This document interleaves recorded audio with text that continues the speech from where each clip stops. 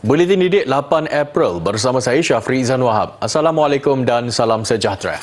Perdana Menteri menyeru umat Islam untuk memperingati peristiwa nuzul Al-Quran dengan memperbanyakkan bacaan Al-Quran. Menurutnya, kitab suci yang diturunkan pada bulan Ramadan itu mengandungi mesej yang syarat dengan petunjuk dan meluruskan perbezaan antara yang hak dan batil. Membaca Al-Quran juga menurut Perdana Menteri satu bentuk kesyukuran atas turunnya mukjizat Allah yang menjadi sumber kekuatan dan kejayaan umat. Tambahnya, dalam bulan Ramadan juga terdapat peristiwa besar seperti Perang Badar pada tahun ke-2 Hijrah dan pembukaan Kota Mekah pada tahun ke-8 Hijrah. Ia menunjukkan siri peristiwa dalam bulan mulia ini penting dan strategik dalam konteks sejarah perjuangan dakwah Rasulullah sallallahu alaihi wasallam. Nuzul Al-Quran merupakan peristiwa turunnya ayat Al-Quran yang pertama kepada Nabi Muhammad sallallahu alaihi wasallam hingga seterusnya berperingkat-peringkat menjadi lengkap sebagaimana kitab Al-Quran yang ada pada hari ini. Ia berlaku pada malam Jumaat 17 Ramadan di Gua Hira, Mekah, iaitu tahun ke-41 keputaran baginda. Ayat Al-Quran terawal diturunkan Allah kepada Nabi Muhammad ialah 5 ayat pertama daripada surah Al-Alaq. Al-Quran menjadi petunjuk dalam pelbagai aspek kehidupan, antaranya ibadah, panduan dalam berumah tangga, jual beli, masalah pusaka, jenayah dan banyak lagi. Ia juga penawar dan penyelamat daripada pelbagai kerosakan. Amalan membaca dan mengamalkan Al-Quran di bulan Ramadan amatlah digalakkan. Sebelum kita sampai ke akhir Ramadan, perbanyakkan mempelajari Al-Quran, memahaminya, menghayatinya, seterusnya mengamalkannya. Sedikit-sedikit tidak mengapa, janji kita istiqamah sungguh-sungguh. Moga-moga kita dapat upgrade diri kita daripada seorang yang beriman awam kepada iman orang soleh. Orang soleh lah yang dijamin oleh Allah untuk berjaya di dunia dan berjaya di akhirat. Al-Quran merupakan sebuah kitab yang sesuai dijadikan sebagai rujukan sepanjang zaman serta menjadi panduan dan pedoman. Bulan Ramadan, Quran diturunkan untuk panduan hidup manusia. Mashaf Al-Quran Braille menjadi sinar kepada golongan orang kurang upaya OKU penglihatan mengalunkan ayat suci Al-Quran dengan baik. Tampaknya pasti sukar untuk golongan ini meningkatkan kebolehan dan kelancaran membaca Al-Quran. Ikuti laporan khas disediakan bagi menggantikan segmen Kerjaya sempena sambutan Nuzul Al-Quran hari ini. Al-Quran adalah mukjizat teragung yang menjadi panduan umat Islam. Tambahan lagi, di bulan mulia seperti Ramadan ini, ramai yang mahu mengutip pahala dengan membaca ayat-ayat suci. Namun bagi golongan istimewa OKU penglihatan, membaca Al-Quran bukanlah suatu perkara mudah. Kalau orang yang buta pun boleh baca Quran, kalau anda semua yang celik tak boleh baca Quran, mana anda paling rugilah sebenarnya kan? Kongsinya, cabaran utama memahirkan diri membaca Al-Quran bertulisan Braille adalah mengenal huruf kerana ia hanya dapat dibezakan menerusi kecekapan deria rasa jari pada titik-titik tulisan yang disentuh. Alhamdulillah setakat ni ramai yang boleh membaca Quran. Tapi cumanya mungkin dari segi kecekapan dan kelajuan membaca tu. Itu yang mungkin menjadi masalah. Ada setengah orang yang setahun, 2 tahun. Ada yang saya ajar tu sampai sekarang pun dia masih merangkak lagi. Jadi itu yang sukar. Nur Hidayah Muhammad Yusof antara OKU penglihatan kategori B2 yang boleh melihat dengan jarak terhad. Baginya, Mashaf Al-Quran lebih menarik dibaca dalam versi Braille meskipun boleh membacanya dalam versi celik. Pada saya Braille lah best sebab kita boleh baca macam mana pun kondisi keadaan kita dalam gelap, dalam cerah pun kita boleh baca Braille. Macam Quran celik kita boleh tengoklah kan bentuk-bentuk tulisan tu, indahnya bentuk tulisan. Kalau macam Braille kan macam ni je kan bentuk dia kan. Bagi menyantuni OKU, inovasi terkini penerbitan Mashaf Al-Quran Braille telah mendapat perakuan Kementerian Dalam Negeri KDN sekitar tahun 1998. Inovasi telah memenuhi keperluan lebih 25,000 OKU penglihatan di negara ini. Kehadirannya telah memberi peluang kepada mereka untuk mendampingi dan mengkaji isi kandungan serta pengajaran Al-Quran dengan mudah. Penduduk sekitar Dungun, Terengganu sudah sinonim dengan Taman Rimba Bukit Bauk sebagai pusat riadah dan aktiviti pendakian seisi keluarga. Kini lokasi itu mempunyai satu lagi tarikan baharu untuk pengunjung, terutama peminat si bulus, iaitu Taman Kucing Dungun. Ikuti laporan yang disediakan oleh TV PSS, Sekep TV Sekolah Kebangsaan Pakar.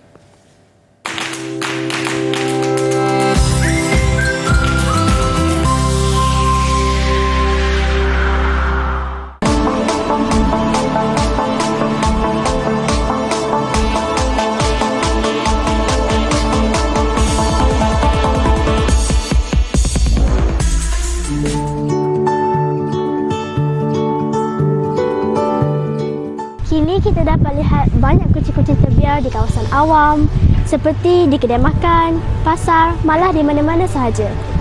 Majlis Pembandaran Dungun MPD telah mengambil inisiatif memungut kucing-kucing liar ini dan ditempatkan di suatu tempat yang lebih terjamin keselesaiannya. Nak tahu di manakah tempatnya? Jom ikuti episod menarik bersama-sama saya, Marisa Zulaika binti Muhammad Zahadi dan kru Skep TV, TV PSS, SK Parker. Ada laporannya. Terletak di lokasi yang semula jadi, bersih, tenang dan menarik. Taman Kucing Dungun yang dibina hasil inisiatif Majlis Pembandaran Dungun MPD di Taman Rimba Bukit Bauk ibarat syurga bagi kucing jalanan. Kucing-kucing ini ditempatkan mengikut kategori kesihatan, antaranya wad rawatan ibu dan anak, wad keluarga bahagia, unit kucing bahagia, unit pemulihan dan bilik unit rawatan rapi. Pengunjung yang datang ke sini boleh menyumbang makanan kucing, ubat-ubatan yang sesuai dan juga wang ringgit. Trivia yang menarik, pengunjung dibenarkan untuk mengambil kucing secara percuma sekiranya berminat. Kucing-kucing di sini diberi rawatan perubatan dan pemeriksaan kesihatan secara berkala oleh pengawal veteriner. Pengunjung yang ingin ke Taman Kucing Dungun tidak akan dikenakan bayaran kerana pihak MPD mahu mendidik orang ramai supaya menyayangi kucing. Bagaimanakah cara penjagaan kucing-kucing di sini? Semua kucing-kucing jalanan ni akan dihantar kat sini dan kita akan rawat, bagi ubat semua, bagi dia sihat semua.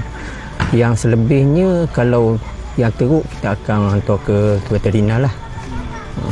Adakah penyakit kucing-kucing di sini boleh menjangkiti manusia? Memandangkan pecinta kucing biasanya akan memelai kucing-kucing ini. Kucing-kucing di sini kalau ada yang berpenyakit yang boleh berjangkit dengan manusia, kita akan asingkan terus. Kita akan letak yang tak akan bebaskan dia, tak akan bagi orang lain pecinta kucing ke apa dekati dia lah. Jadi, kepada pecinta kucing, jangan ketinggalan mengunjungi Taman Kucing Dungun kerana ia sesuai dijadikan sebagai pusat rekreasi keluarga di dalam kawasan alam semula jadi. Sekian saya, Marisa Zulaika binti Muhammad Zahadi, Sekep TV, TV PSS melaporkan ke segmen Wartawan Cilik.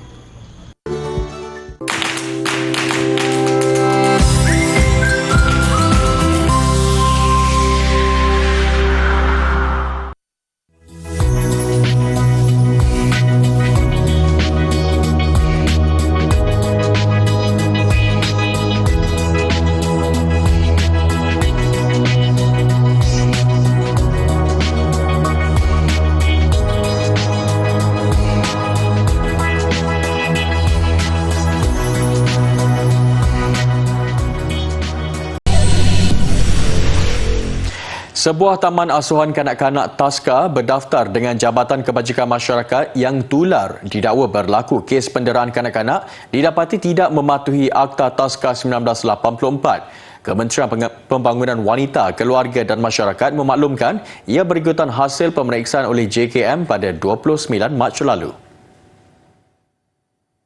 Jelas kementerian, pengusaha Taska telah diberi notis peringatan untuk membuat penambahbaikan pada kadar segera dan dalam proses penutupan sementara bagi tujuan menyediakan persekitaran yang selamat untuk kanak-kanak serta meningkatkan kualiti pengasuhan.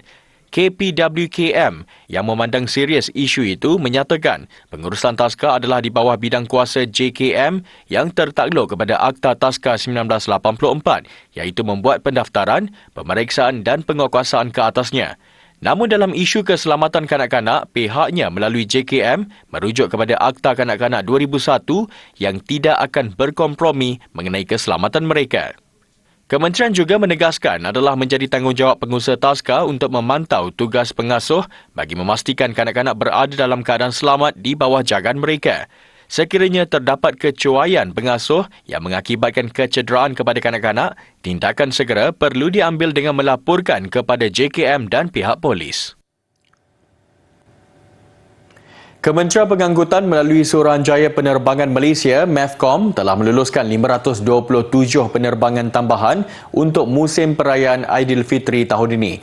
Jumlah itu 43% lebih tinggi berbanding kapasiti tambahan yang diluluskan pada musim perayaan sama tahun lalu.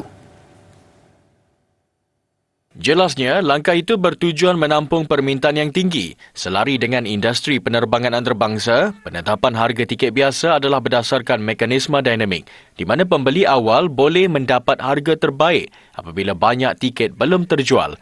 Namun harga boleh menjadi mahal apabila baki tiket semakin berkurangan di pasaran.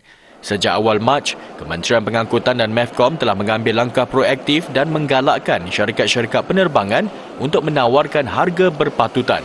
MEFCOM telah meluluskan semua permintaan kapasiti tambahan oleh syarikat penerbangan yang menawarkan tambang tetap ke destinasi-destinasi utama dalam negara. Jumlah itu adalah tambahan kepada lebih 9,000 penerbangan sedia ada yang telah dijadualkan beroperasi dalam Semenanjung Malaysia, Sabah dan Sarawak. Kementerian Pengangkutan dan MEFCOM juga akan terus bekerjasama memastikan kapasiti penerbangan mencukupi untuk menggalakkan harga yang lebih berpatutan. Kawasan puncak Gunung Kinabalu dilapor mencatat suhu di bawah paras beku dengan bacaan antara -3 hingga -5 darjah Celsius malam. Suhu yang rendah itu direkodkan antara jam 2.30 hingga 7 pagi. Berdasarkan perkongsian info di Facebook Sabah Parks, suhu paras negatif itu menyebabkan air di permukaan batu atau kayu membeku dan membentuk kepingan kristal atau hablo ais bermula dari kawasan substesen Panalaban, Taman Kinabalu sehingga ke kawasan puncak Kinabalu. Permukaan batuan granit licin disebabkan pembekuan ais. Pihaknya juga menasihatkan pendaki supaya sentiasa berhati-hati sepanjang melakukan aktiviti pendakian dan turun. Acute Mountain Sickness, AMS, juga mudah berlaku dalam keadaan cuaca yang sejuk. Setakat ini tiada kes kecemasan atau kemalangan dilaporkan.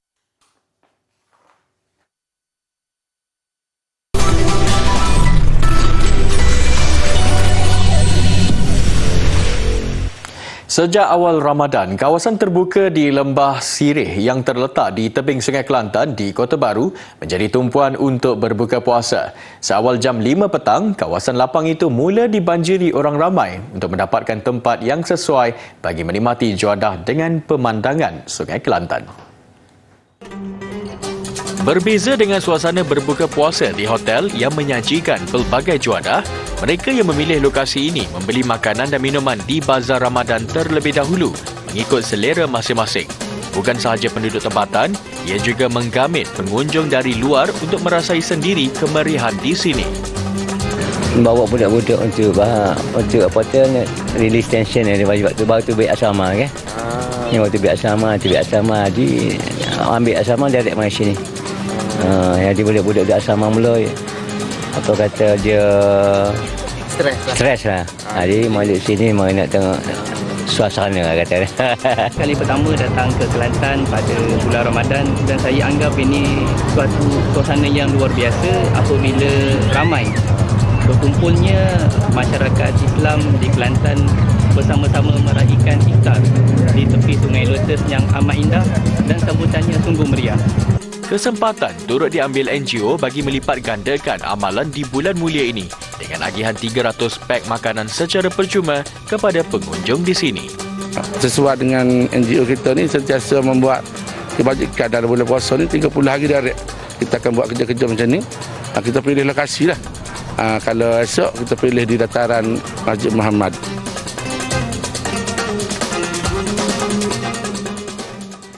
Di United Kingdom, 450 orang menghadiri majlis berbuka puasa di perkarangan Dewan Ikonik Royal Albert Hall, London.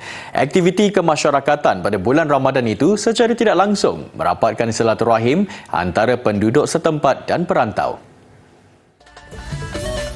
Agensi Anadolu melaporkan majlis berbuka puasa ini dianjurkan oleh Projek Khemah Ramadan, iaitu sebuah badan amal yang ditubuhkan pada 2013.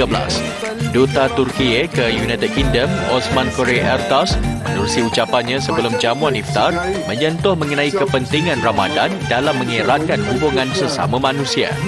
Dalam pada itu, seorang profesor di Regent's University London, Jonathan Wilson, memuji majlis sebegini. Katanya, ia peluang terbaik untuk bertemu orang ramai dan berkongsi pengalaman. Sebaik selesai berbuka puasa, orang ramai turut menunaikan solat maghrib secara berjemaah di perkarangan Royal Albert Hall ini. Pelakon dan pengacara terkenal Korea Selatan Lee Seung-gi telah melangsungkan perkahwinan dengan aktris Lee Da-in. Majlis berlangsung semalam di sebuah hotel terkemuka di Gangnam, Seoul. Hari ini, agensi yang mewakili Seung-gi, Human Made, berkongsi beberapa keping gambar perkahwinan mereka di Instagram. Majlis turut dihadiri ramai selebriti Korea Selatan, antaranya pelakon dan pengacara Yoo Jae-suk dan Lee Dong-wook, serta anggota kumpulan idola Joshua dan Hoshi dari Seventeen dan Cha Eun-woo dari Astro. Seung-gi mengumumkan telah bertunang dengan Da-in pada Februari lalu selepas menjalin hubungan sejak penghujung 2020. Selain dikenali menerusi program variety seperti Masters in the House dan Busted, Seung-gi juga terkenal menerusi lakonannya dalam siri Vagabond dan Korean Odyssey.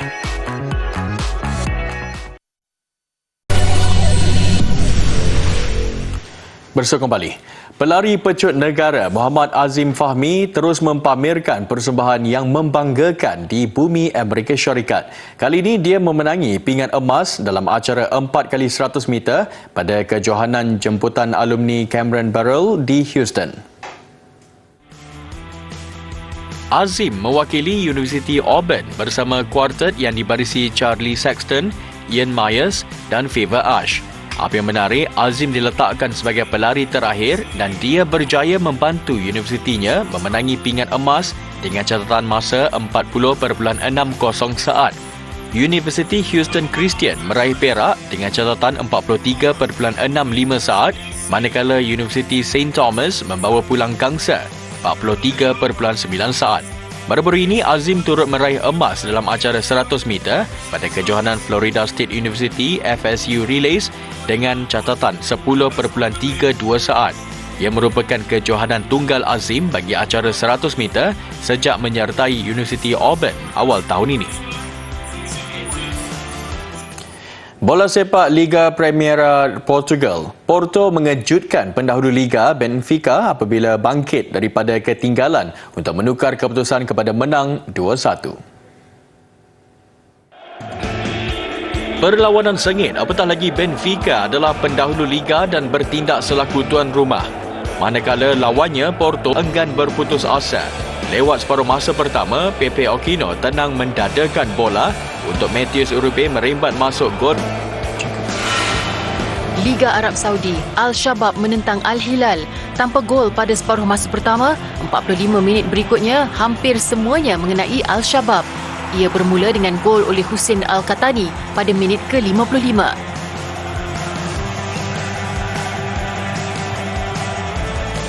Tiga belas minit kemudian, Al-Shabab diberi satu sepakan percuma. Disusuli gol oleh Christian Guanca, Al-Shabab mengukuhkan kedudukan mendahului 2-0.